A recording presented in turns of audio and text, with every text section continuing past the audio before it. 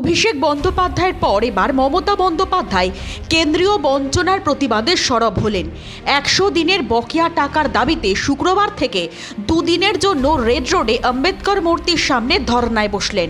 এদিন দুপুর 1টা থেকে ধর্না শুরু করার কথা থাকলেও মিনিট 10 আগেই সেখানে পৌঁছে যান মুখ্যমন্ত্রী। ধর্নায় বসার আগে আম্বেদকরের প্রতিকৃতিতে শ্রদ্ধা জানান তিনি।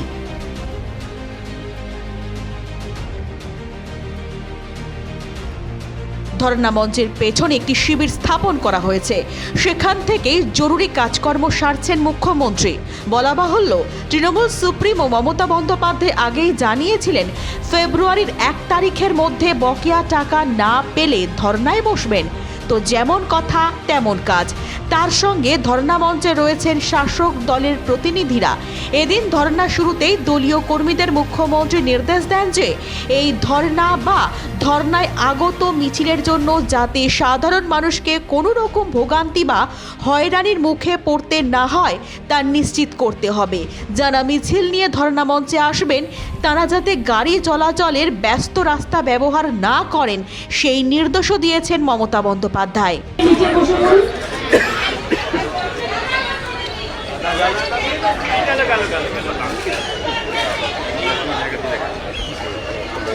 নিচে বসুন, চেয়ার না থাকে। মেয়েরা যারা উপাসে আছেন এদিকে চলে আসুন, ওদিক দিয়ে এসে এদিকে চলে আসুন, রাস্তা দিয়ে এসে এদিকে চলে আসুন। একটা রাস্তা অলওয়েজ খোলা রাখুন যাতে গাড়ি যাতায়াতের কোনো অসুবিধে না হয়।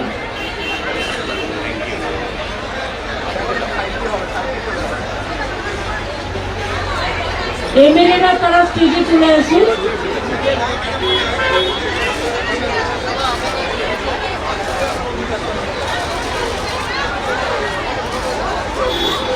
মিলিয়ে মিশিয়ে নিন, মিলিয়ে মিশিয়ে নিন।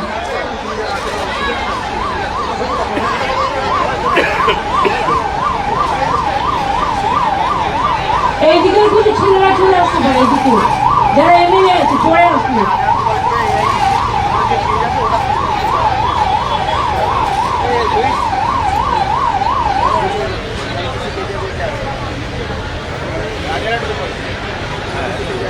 আপনারা বসুন আস্তে আস্তে, অন্য মেয়েরাও যারা আসবে তাদেরও জায়গা করবে যাতে ওপরে যারা চেয়ারে বসে আছে তারাও যাতে দেখতে পায়।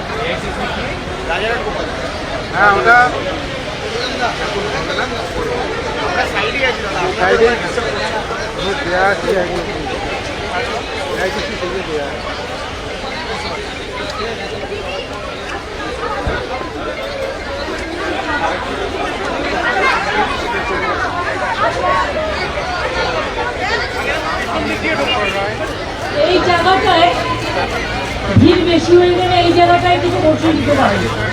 একটু ব্যারিকেড দেখে বড় আরো দেখে নাও, এই জায়গাটায় বসে নাও। ওই যে 3টি ব্যারিকেড আছে, মেয়েরা এদিকটা চলে আসে।